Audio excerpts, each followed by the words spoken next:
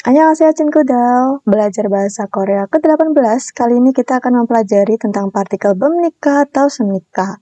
Nah, ini adalah partikel penanda interrogatif atau pertanyaan formal. Jadi, kita akan belajar gimana cara membuat kalimat pertanyaan dalam bahasa Korea. Gimana sih cara ngomong atau gimana sih cara bertanya dalam bahasa Korea. Nah, kalimat atau partikel bemnika atau semnika ini adalah bentuk interrogatifnya dari tata bahasa bemnida atau semnida yang udah pernah kita pelajarin di bab cara membuat kalimat panjang di bahasa Korea. Teman-teman kalau belum nonton videonya, bisa cek dulu videonya yang ini ya. Nanti aku akan kasih linknya di dalam deskripsi. Oke, jadi kali ini kita langsung aja simple, sangat simple karena cuman ngebahas bemnika dan semnika, khusus gimana cara kita bertanya dalam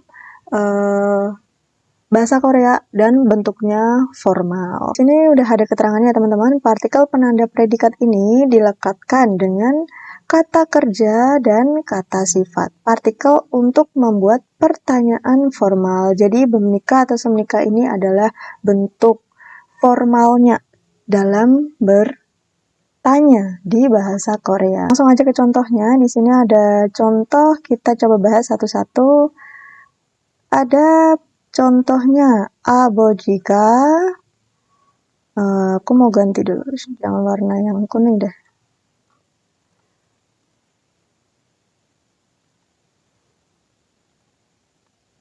Nah, abojiga.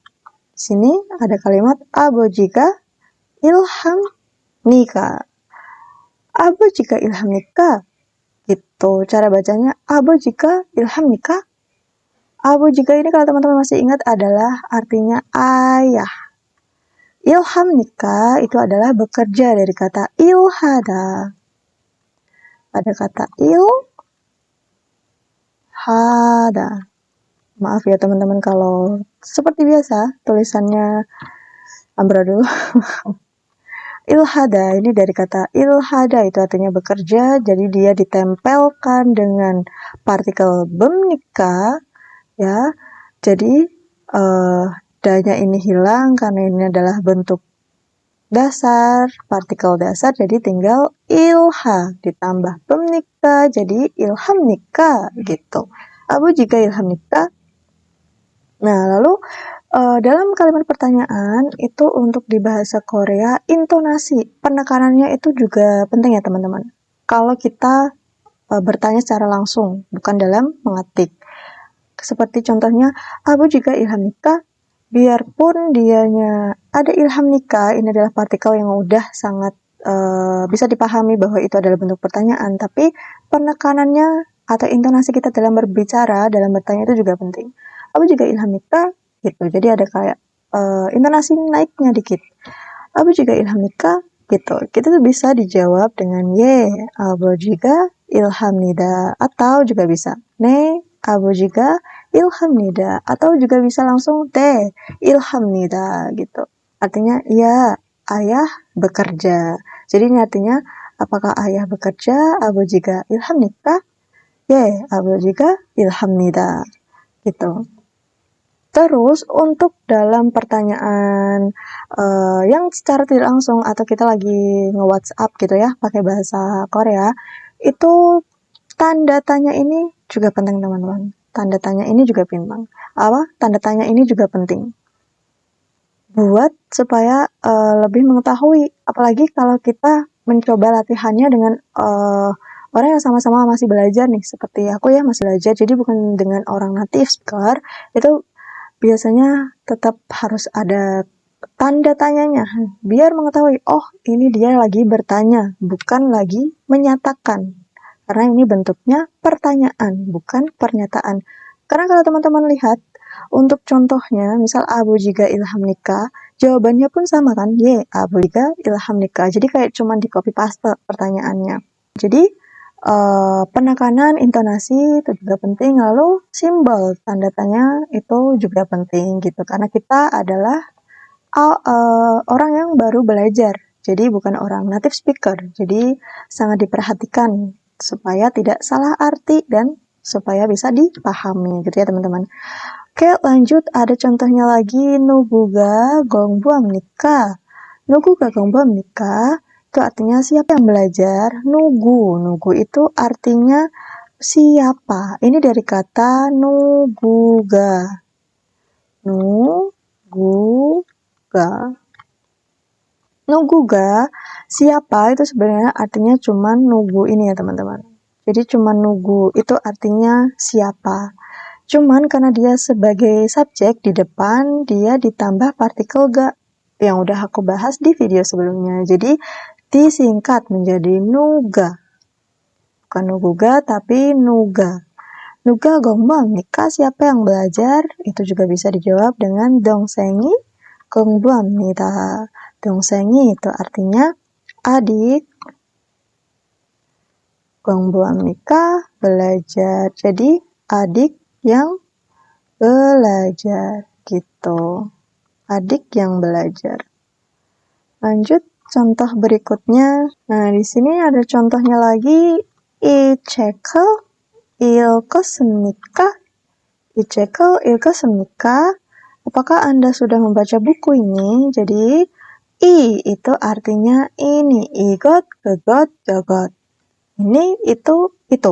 Nah, itu I ini artinya ini ya. I cekel, cek itu artinya buku. 읽었습니까? 읽got. Dari kata 읽got. Artinya membaca. 읽었습니까? Apakah Anda sudah membaca buku? Kenapa di sini ada sudah? Nah, nanti kita bahas. Oke, 이 책을 읽었습니까? Apakah Anda sudah membaca buku ini? Itu bisa dijawab dengan 예, 이 책을 읽었습니다. Atau 네, 이 책을 읽었습니다. Itu adalah contoh jawabannya, tapi juga bisa langsung 예, 읽었습니다. Itu juga bisa. Ini ada kesalahan penulisan ya teman-teman. Jadi ini bukan nida atau nida, ini harusnya semnida. Jadi ini siap. Ini S. Semoga jelas ya teman-teman. Ini S. Siap. Jadi semnida. Seperti ini. Ya. Ada salah penulisan, maaf. Oke. Jadi ini adalah 이 책을 읽었습니다 dan 이 책을 읽었습니다. Ini ada sedikit salah penulisannya. Tapi mudah-mudahan bisa dimengerti ya. Oke, lanjut. Ini adalah yang terakhir contohnya. 이 반지가 좋아합니까? 이 반지가, 이 tadi adalah ini, banji itu artinya cincin. Jadi banji itu artinya cincin. 좋아합니까? 좋아, bagus, 좋아. Jadi 좋아. 이 반지가 좋아합니까? Apakah Anda suka cincin ini? Bisa kita jawab dengan 예, 이 반지가 좋아합니다. Atau langsung aja 예, 좋아합니다. Gitu juga bisa.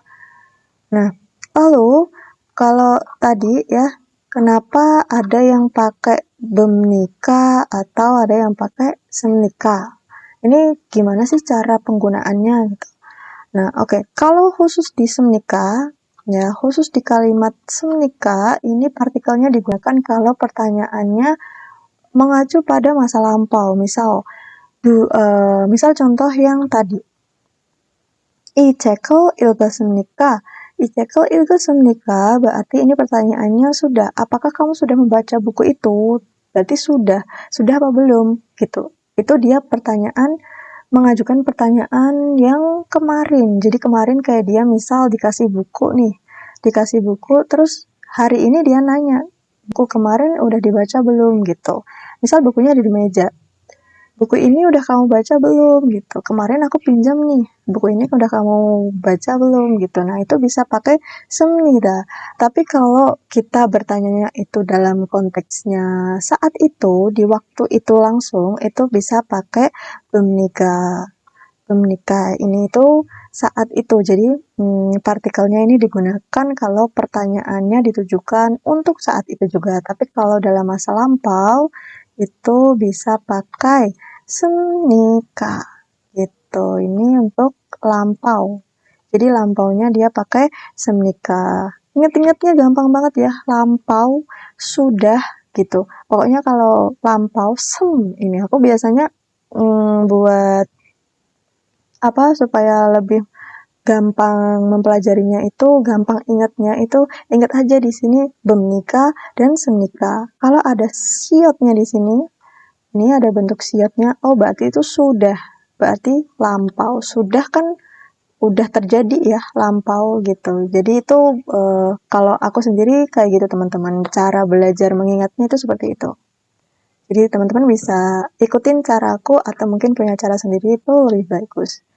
Oke, mungkin itu ya penggunaan partikel bemnika dan semnika adalah partikel yang digunakan untuk membuat pertanyaan formal bentuk interrogatif dari bemnika dan bentuk interrogatif dari bemnida dan semnida. Semoga bisa dipahami ya teman-teman.